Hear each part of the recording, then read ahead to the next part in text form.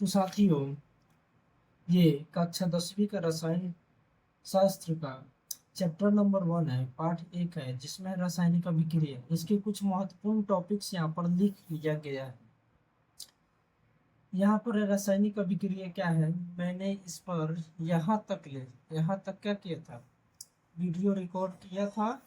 और रिकॉर्डिंग करते हुए क्या हुआ, वीडियो करप्ट हो गया, जिस कारण से उसमें ना ही अच्छा से फोटो आ रहा था, ना ही अच्छा से ऑडियो आ रहा था।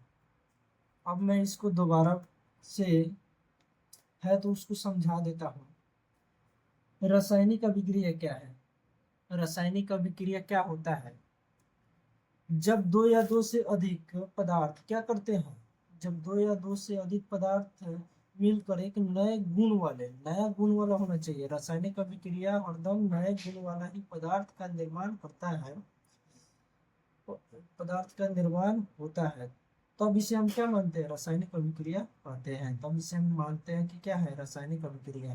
रासायनिक अभिक्रिया में क्या होता है, कुछ अभिकारक होते हैं। अभिकारक क्या है, जो अभिक्रिया में भाग ले। जैसे hydrogen H2O plus O2 equal to H2। यहाँ पर जो हाइड्रोजन है, अभिकारक। हाइड्रोजन ऑक्सीजन क्या है, हाइड्रोजन ऑक्सीजन अभिकारक है। वही उत्पादन जो अभिक्रिया के बाद में प्राप्त होता है। यहाँ पर क्या है, अभिक्रिया के बाद क्या प्राप्त हुआ है, जल प्राप्त हुआ है, H2O प्राप्त हुआ है, इसे उत्पाद कहेंगे। यहाँ पर क्या है, जो अभिक्रिया में भाग लेते हैं उसे अभिकारक, जो अभिक्रिया में भाग लेते हैं उसे अभिकारक, और जो अभिक्रिया के बाद या फल स्वरूप हमको जो प्राप्त होता है उसे उत्पाद कहते हैं। यहाँ पर ये हो गया। अब है रासायनिक अभिक्रिया के पहचानने के कुछ लक्षण। रासायनिक अभिक्रिया के पहचानने के कुछ लक्षण। सबसे पहले अवस्था में परिवर्तन। अवस्था में परिवर्तन, जब दो या दो से अधिक पदार्थ मिलते हैं तो अवस्था में परिवर्तन आ जाता है। तब इसे अवस्था में परिवर्तन कहते हैं। जब क्या हुआ, एक अभिक्रिया की है, एक एक्सपेरिमेंट किया गया, जिसमें क्या हुआ, हमने हाइड्रोजन और ऑक्सीजन दोनों गैस को क्या किया, मिलाने पर ये दोनों गैस है, लेकिन मिलने के बाद क्या मिला, हमको द्रव मिला।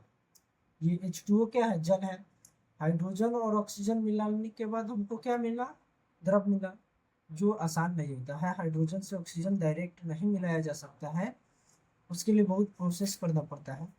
हाइड्रोजन और ऑक्सीजन मिलने के बाद क्या बनते हैं, एक द्रव बनते हैं। ये दोनों क्या है, गैस है।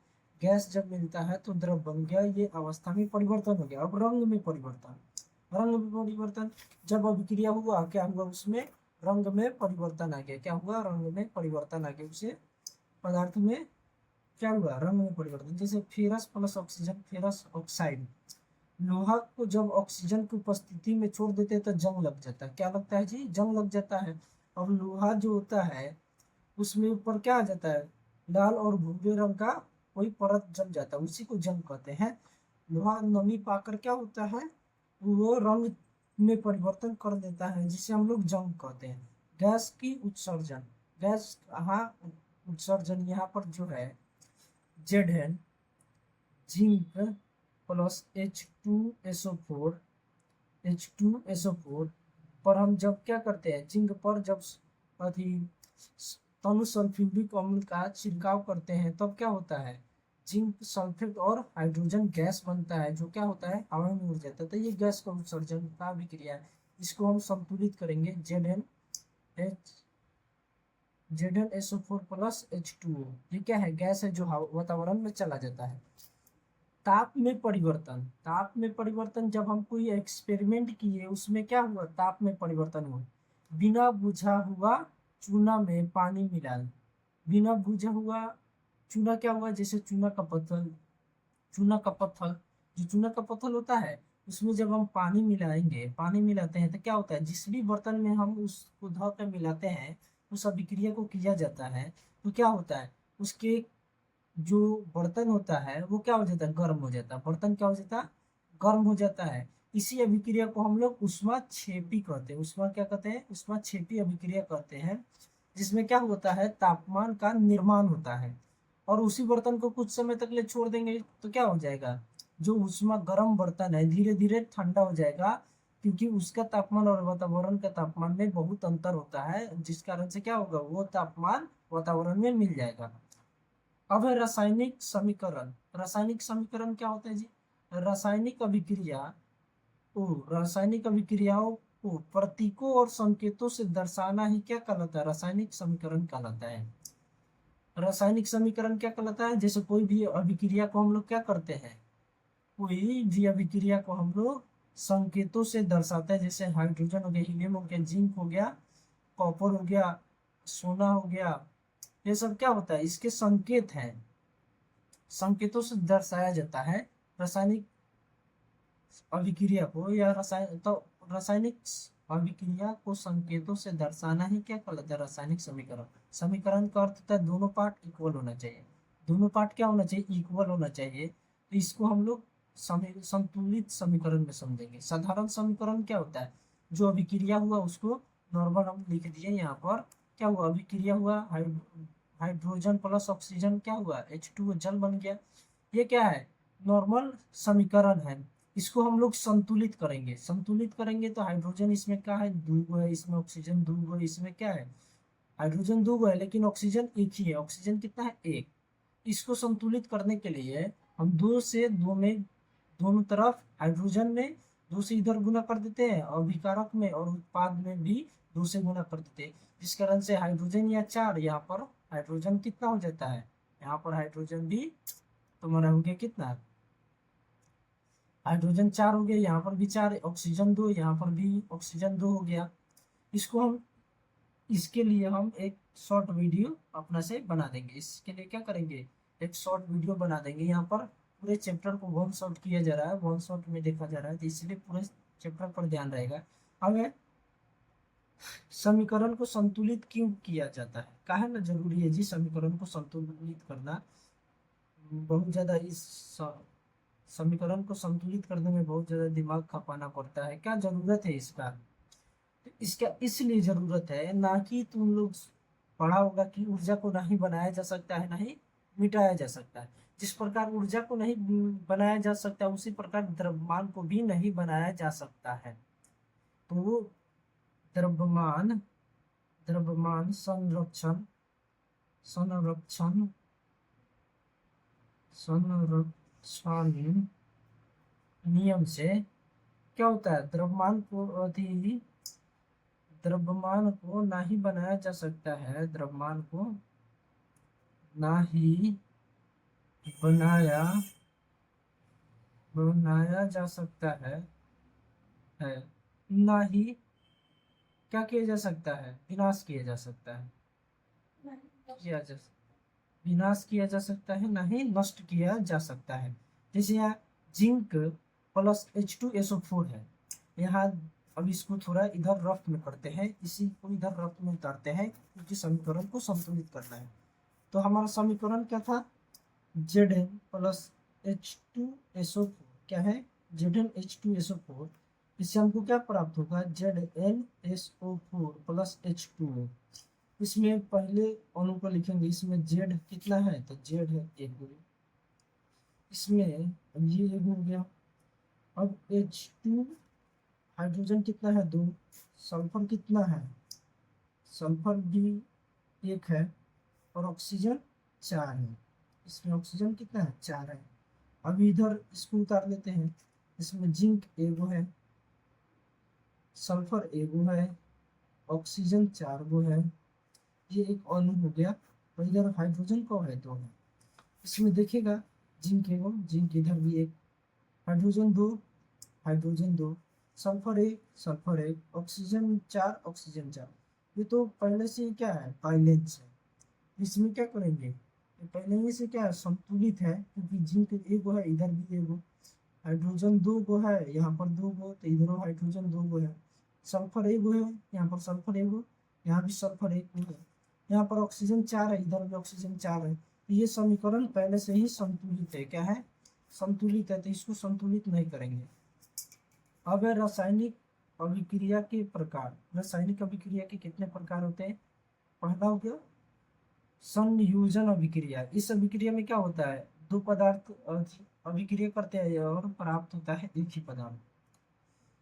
दो पदार्थ दो पदार्थ क्या करते हैं, दो पदार्थ अभिक्रिया कर एक ही पदार्थ का निर्माण करते हैं, एक ही पदार्थ का निर्माण करते हैं, क्या करते हैं, निर्माण करते हैं, एक ही पदार्थ का क्या करते हैं, निर्माण करते हैं। अब इसको इधर देखते हैं, जैसे ये है कैल्शियम ऑक्साइड प्लस H2O, ये बना है कैल्शियम ऑक्साइड का पावर कितना है, 2 है, होल 2 है, CaOH होल 2, इसको पढ़ते हैं कैल्शियम ऑक्साइड का होल 2। ये हो गया तुम्हारा क्या, दो क्या किया अभिकारक है, और एक ही क्या हुआ उत्पाद प्राप्त हुआ, जो उत्पाद ऊष्माक्षेपी अभिक्रिया। इसको हम लोग जान चुके हैं, ऊष्माक्षेपी का मतलब क्या होता है, ऊष्मा का उत्पादन, ऊष्मा जहाँ क्या हो उत्पन्न हो, ऊष्मा का उत्पन्न होना, ऊष्मा का उत्पन्न होना। जैसे हम एक उदाहरण से समझ लिए कि जो पत्थर का चूना होता है, चूना पत्थर होता है, उसमें जब हम लोग क्या मिलाते हैं, पानी मिलाते हैं, तो वो बर्तन क्या हो जाता है, गर्म हो जाता है। उस अभिक्रिया को ऊष्माक्षेपी अभिक्रिया कहते हैं। जहां भी दिखे कि अभिक्रिया हुआ और क्या हुआ कि तुम्हारा ऊष्मा का निर्माण हुआ, गर्मी का महसूस हुआ, तो वह अभिक्रिया ऊष्माक्षेपी अभिक्रिया होगा। अब वियोजन या अपघटन अभिक्रिया, अपघटन का मतलब क्या होता है, टूटना, अपघटन का मतलब टूटना छोटे छोटे पार्टों में। तो इसका भी मतलब हुआ क्या, जो पदार्थ है, एक पदार्थ क्या हुआ, अपघटन के बाद अपघटन के बाद क्या हुआ, अन्य पदार्थों में बट गया, अन्य कई पदार्थों में बट जाता है, अन्य कई पदार्थों में बट जाता है। अपघटन का मतलब भी यही होता है, क्या होता है अपघटन, कैसे होता है, जैसे कोई चीज सड़ रहा है तो धीरे धीरे उसको क्या करते हैं, जीवाणु खाकर अलग अलग चीज में परिवर्तित कर देते हैं। उसी प्रकार यहाँ पर भी ये अभिक्रिया है।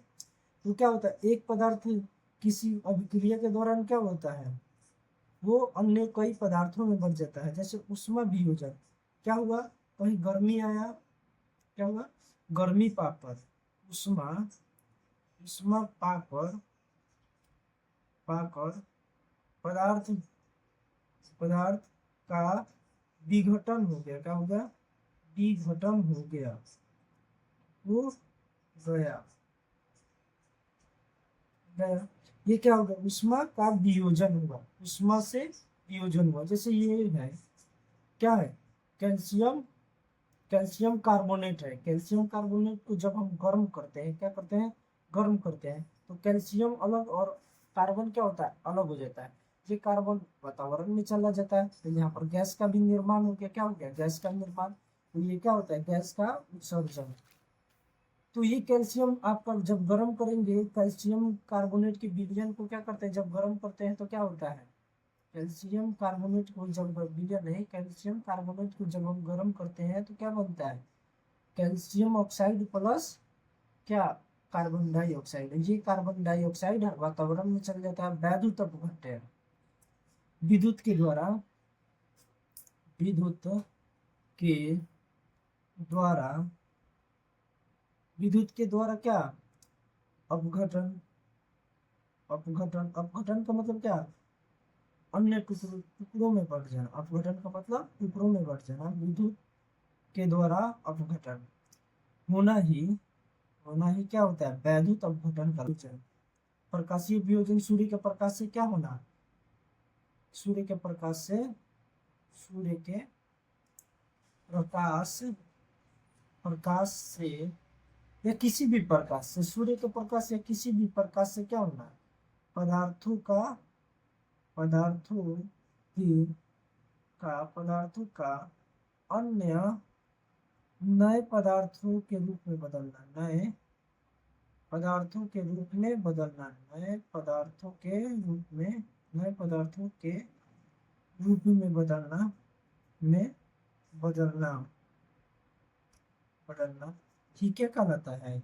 ये कहलाता है प्रकाशीय वियोजन। उष्मा शोषी, ये आ गया तुम्हारा उष्मा शोषी। उष्मा शोषी का मतलब क्या होता है? उष्मा को ग्रहण कर, उष्मा का अवशोषण करने वाला, ग्रहण करने वाला, उष्मा को गायब कर देने वाला, उष्मा को क्या करने वाला? गायब कर देने वाला। इसमें इसमें क्या होता है? इसमें उष्मा का अवशोषण होता है, अवशोषण होता है। अवशोषण का मतलब क्या होना? जो उष्मा है, जैसे यहाँ पर पानी को गर्म करते हैं, धीरे धीरे छोड़ देते हैं, पानी ठंडा हो जाता है। चूना पत्थर को क्या किए? पानी में मिला दिए, चूना के पत्थर को पानी में मिलाए तो बर्तन गर्म हो गया, कुछ समय छोड़ दिए तो उष्मा वो फिर से ठंडा हो गया। ये सब इसके उदाहरण है। उदाहरण है जिसमें क्या होता है? उष्मा वातावरण का उष्मा और वातावरण का उष्मा और जो बर्तन का उष्मा, दोनों में काफी अंतर आ जाता है, जिस कारण से तुमको मालूम होगा उष्मा जो होता है उच्च से निम्न की ओर गति करता है। मतलब क्या होता है? चालन होता है उष्मा का। तो जिधर कम होगा उधर क्या होगा? तुम्हारा उष्मा चला जाएगा। लेकिन हवा क्या होता है? उष्मा का कुचालक होता है। विस्थापन अभिक्रिया, विस्थापन अभिक्रिया में होता है कोई कोई प्रभावी पदार्थ या प्रबल पदार्थ, प्रबल पदार्थ पदार्थ किसी किसी विलयन या के, कोई प्रबल पदार्थ किसी विलयन के जो पदार्थ को विस्थापित करके नया अभिक्रिया करता है, पदार्थ को, विलयन के पदार्थ को क्या करता है? विस्थापित कर देता है, विस्थापित कर देता है, विस्थापित कर देता है तो क्या होता है? उस अभिक्रिया को विस्थापन अभिक्रिया कहते हैं, उसे विस्थापन अभिक्रिया कहते हैं, विस्थापन अभिक्रिया कहते हैं, अभिक्रिया कहते हैं। यहाँ किसको विस्थापित करें? जैसे हम एक उदाहरण लेते हैं, फेरस प्लस कॉपर सल्फेट, तो ये हो गया फेरस सल्फेट प्लस कॉपर। यहाँ पर देखने वाला बात है कि फेरस जो होता है कॉपर से अधिक क्या होता है? प्रबल होता है। फेरस कॉपर से क्या है? अधिक क्रियाशील है। क्या है? अधिक क्रियाशील है। इसलिए कम क्रियाशील धातु को वो क्या कर दिया है? यहाँ पर लिख सकते हैं, कोई अधिक क्रियाशील पदार्थ किसी निम्न क्रियाशील पदार्थ को विस्थापित करके नया पदार्थ बनाता है, उसे क्या करते हैं? विस्थापन अभिक्रिया, इसको लिखते हैं अधिक अधिक अभिक्रियाशील, अभिक्रियाशील अभिक्रियाशील तत्व तत्व किसी अन्य किसी अन्य किसी अन्य कम क्रियाशील, क्रियाशील तत्वों को क्या करता है? तत्वों को क्या करता है? हटाकर नया पदार्थ बनाता है, नया पदार्थ बनाता है। उसे हम लोग क्या कहते हैं? उसे हम लोग विस्थापन अभिक्रिया कहते हैं। या कोई प्रबल पदार्थ किसी विलयन के पदार्थ को विस्थापित करके क्या कर देता है? नया पदार्थ बनाता है, विस्थापित कर देता है, उसे विस्थापन अभिक्रिया कहते हैं। इसमें जो अधिक क्रियाशील होगा वही कम क्रियाशील को क्या करेगा? विस्थापित करेगा। दोनों एक समान क्रियाशील होंगे तो अभिक्रिया ही नहीं होगा। या कोई विस्थापन, जब रासायनिक अभिक्रिया में निक अभिक्रिया में रासायनिक अभिक्रिया में रासायनिक अभिक्रिया में क्या होता है?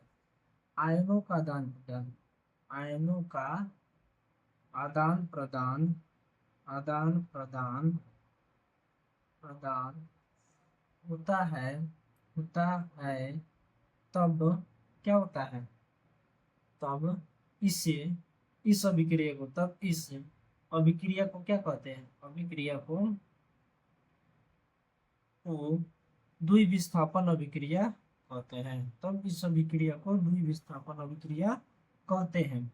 जैसे यहाँ देखते हैं, सोडियम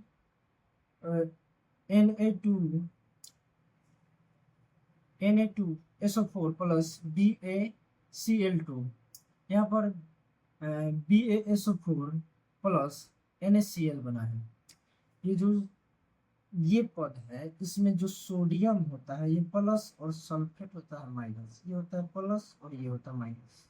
जब भी द्विविस्थापन का है तो सबसे पहले वाले को प्लस और बाद वाले को माइनस में रखते हैं। ये प्लस हो गया, ये माइनस हो गया, ये प्लस हो गया, ये माइनस हो गया। इसमें देखने वाला बात है, ये कब होता है, जब इन दोनों का विलयन कर दिया जाए, विलयन मिला दिया जाए और क्या किया जाए, विलयन को बनाया जाता है। तब जो प्लस वाला है ये अपने दोनों जो माइनस वाले हैं अपने आप को बदल देते हैं, जहाँ से ये बेरियम क्लोराइड और ये बेरियम सल्फेट और सोडियम क्लोराइड बनता है। यहाँ पर ये बेरियम जो है अवक्षेप का काम करता है। अवक्षेप, अवक्षेप मतलब जो जल में ना घुले, जो जल में ना घुलता है, घुलता। उपचयन और अपचयन अभिक्रिया, उपचयन अभिक्रिया, ऐसा अभिक्रिया, ऐसा अभिक्रिया, ऐसा अभिक्रिया जिसमें जिसमें ऑक्सीजन की वृद्धि, ऑक्सीजन की वृद्धि वृद्धि और हाइड्रोजन अणु का, हाइड्रोजन का, हाइड्रोजन का क्या, कमी ही को, कमी को उपचयन अभिक्रिया कहते हैं। उपचयन अभिक्रिया, उपचयन अभिक्रिया कहते हैं। इसे अभिक्रिया कहते हैं।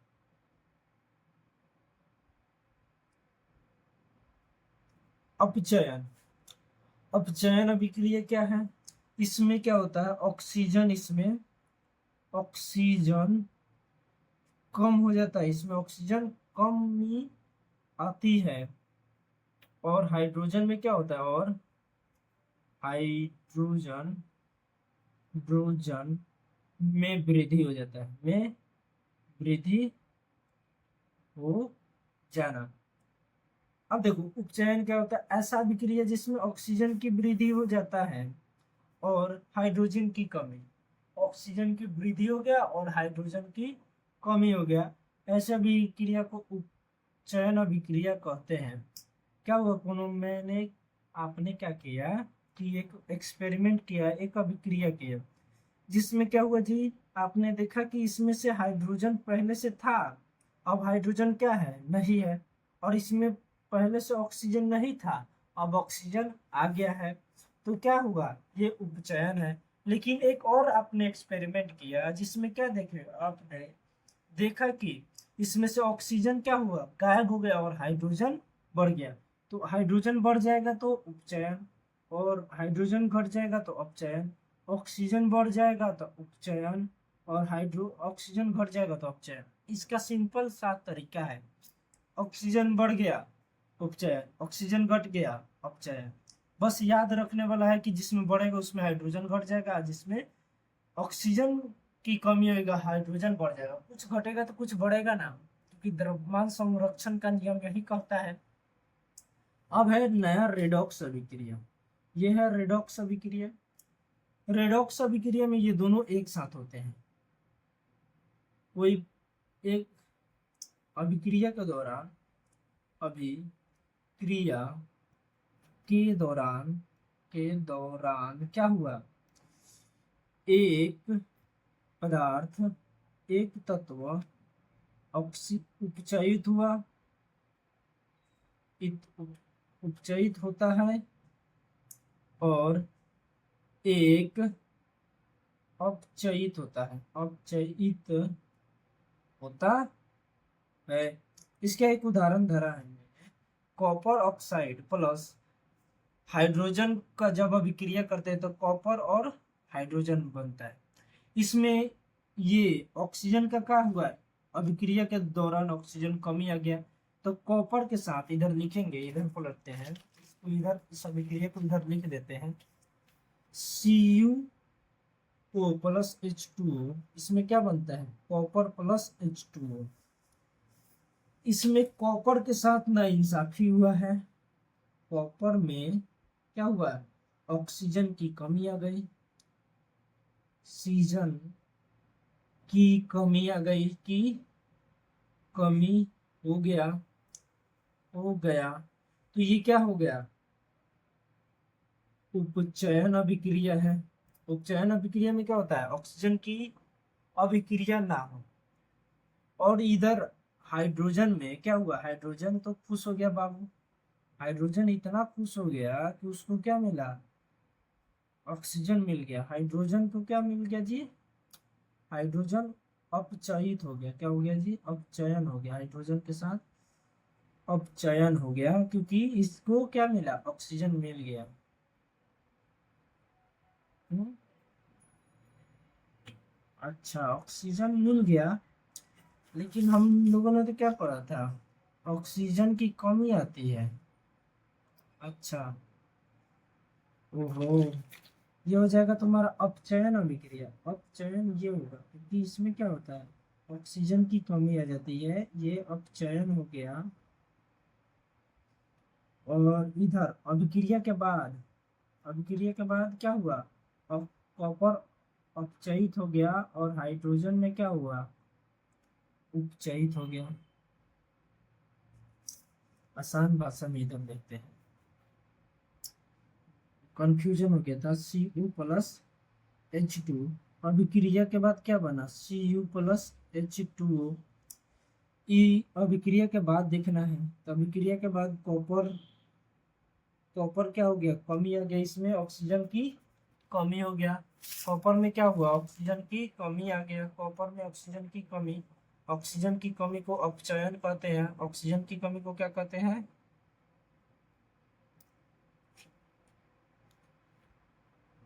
ऑक्सीजन की कमी को अपचयन कहते हैं। उस नजरिए में इसमें कॉपर के साथ क्या हुआ, कॉपर अपचयन हो गया, और हाइड्रोजन के साथ हाइड्रोजन क्या हो गया, उपचयन हो गया। अब आप, तुम लोग कहेगा कि हाइड्रोजन का यहाँ पर तो कमी हुआ नहीं, हाइड्रोजन की कमी हुआ, लेकिन फिर भी उपचयन हो गया, क्योंकि यहाँ पर ऑक्सीजन आ गया ना। यहाँ पर ज्यादातर ध्यान देना होता है ऑक्सीजन वाला में, ऑक्सीजन वाला ही बात याद रखने वाला है कि ऑक्सीजन की वृद्धि, ऑक्सीजन की कमी। तो कॉपर में क्या हुआ, तो कॉपर में हाइड्रोजन नहीं बढ़ा, लेकिन क्या हुआ, कॉपर की ऑक्सीजन की कमी हो गई, ऑक्सीजन की कमी हो गई तो उपचयन हो गया, और हाइड्रोजन में क्या हुआ, अपचयन हो गया, उसको क्या मिल गया, मिल गया। अब है दैनिक जीवन में उपचयन का प्रभाव, कैसे दैनिक जीवन में अपचयन होता है। संक्षारण, संक्षारण मतलब क्या होता है, कोई चीज का खत्म हो जाना, धीरे धीरे खत्म हो जाना, कोई पदार्थ का, पदार्थ का धीरे धीरे खत्म होना, धीरे धीरे खत्म होना, खत्म हो जाना, संक्षारण कहलाता है, हो जाना क्या कहलाता है, संक्षारण कहलाता है। इसका सटीक उदाहरण है लोहा में जंग लगना, लोहा में जंग लगना, लोहा का जंग लगना, चाहे लोहा में जंग लगना, लोहा में जंग लग गया, इसका मतलब क्या हुआ, लोहा कुछ समय के बाद ऑटोमेटिक समाप्त हो जाएगा। इसको बचाने के लिए जंग, जंग को सलेस पेपर से साफ किया जाता है, उस पर पेंट कर दिया जाता है। और देखो, अगर संक्षारण में क्या हुआ, ये अपचयित कैसे हो गया जी, फेरस है, इसमें क्या हुआ, ऑक्सीजन नमी नमी के कारण ऑक्सीजन मिला, ये हो गया फेरस ऑक्साइड, जिस कारण से जंग बन गया। और जंग बना तो क्या हुआ जी, जंग बनने के कारण यहाँ पर क्या हुआ, इसमें ऑक्सीजन आ गया, तो ऑक्सीजन आ जाता है तो वो क्या हो जाता है, चयन अभिक्रिया हो जाता है। इसमें क्या हो गया, जो लोहा है अपचयित हो गया, लोहा क्या हो गया जी, उपचयित हो गया, उपचयित हो गया, जिस कारण से क्या हो रहा है कि लोहा धीरे धीरे जंग लगने के बाद समाप्त हो गया। अब है विकृत गंधिता। विकृत गंधिता का मतलब क्या है, कोई भी सामान को हम लोग क्या करते हैं जब पैक करते हैं, जैसे कुरकुरे हो गया, चिप्स हो गया, इस सब के पैकेट को पैक किया जाता है, तो उसमें तो उसको खराब होने से बचाने के लिए ऑक्सीजन ना कार्बन डाइऑक्साइड कोई गैस नहीं भरा जाता है, बस नाइट्रोजन गैस भरते हैं। विकृत क्या होता है जी, कोई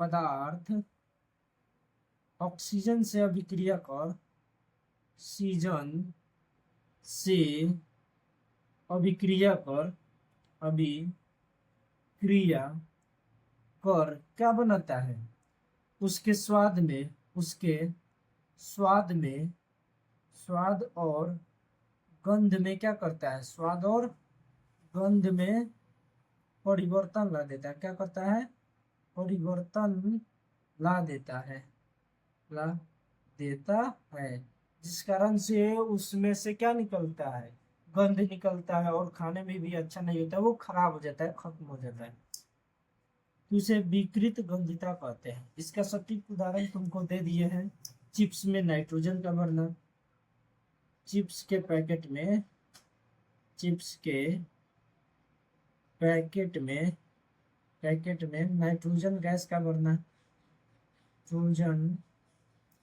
गैस का भरना, या कोई भी तैलीय पदार्थ, इसको गैप कर दो, कोई भी तैलीय पदार्थ, कोई भी तैलीय तैलीय पदार्थ, तैलीय मतलब जिसमें तेल का उपयोग होता है, उसको अगर ऑक्सीजन में रखेंगे तो क्या होगा, ऑक्सीजन में रखेंगे कोई जीव आएगा खाएगा और क्या होगा, अभिक्रिया कर जाएगा उसके साथ। तो कोई भी तैलीय पदार्थ में जब ऑक्सीजन का प्रभाव होता है, जब ऑक्सीजन मिलते रहता है, तो धीरे धीरे क्या होता है, खराब हो जाता है और खत्म हो जाता है, इसलिए उसको ढक कर रखना चाहिए। हमारे रियल लाइफ में भी इस सब सामान को खाना बनने के बाद ढक कर रखना चाहिए, क्योंकि ऑक्सीजन से वो खराब ना हो जाए। गर्मी के दिनों में क्या होता है, उसी प्रकार ही भोजन क्या हो जाता है, खराब हो जाता है, ऑक्सीजन मिलता है और जीवाणु लोग अपना काम शुरू कर देते हैं। तो ये आपका एक पार्ट समाप्त हुआ, चैप्टर 1, चैप्टर 1 समाप्त हुआ। क्या हो गया, समाप्त हुआ। अगर आप चैप्टर 1 क्या हो गया, समाप्त हो गया। अगर आपको अच्छा लगा हुआ हो तो एक वीडियो को लाइक कीजिएगा। अब हम लोग अगले सप्ताह ही 2 चैप्टर देंगे। नेक्स्ट सप्ताह ही क्या होगा, दूसरा चैप्टर आएगा। हमको लिखने का मन नहीं करता, इसलिए कम शब्दों में समझाते हैं। धन्यवाद, बाय बाय।